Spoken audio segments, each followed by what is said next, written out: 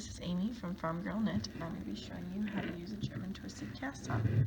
When I first learned this, I just did guess and test to see how much my tail was going to be.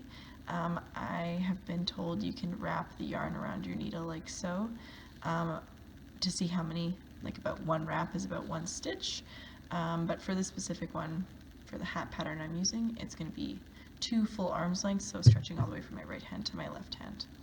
And to start, I use a slip knot.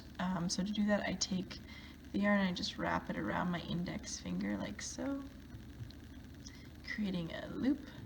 I fold that loop over the tail yarn side and just pull it through to create my slip knot. So I'm going to put that on the needle and get started. So for this specific cast on method, I'm going to take the tail yarn, wrap it around my thumb, and hold the rest of the yarn in my ring finger and pinky finger to keep it tight.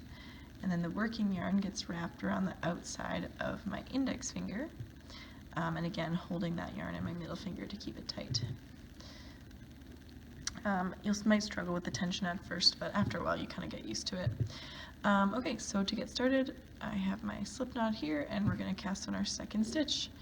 You go under the yarn on your thumb and pull the loop through. You can see I've made a loop, and you're going to swing that loop up to your index finger, hook on to the yarn there, and that's my second stitch. So you might be like, oh god, I have created some sort of cat's cradle nightmare. You literally just let that yarn off your thumb, pull it tight, and you've got your second stitch.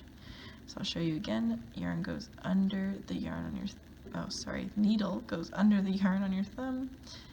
Pull that loop through, up to the index finger, and pull that through as well, releasing the cat's cradle and pulling it tight.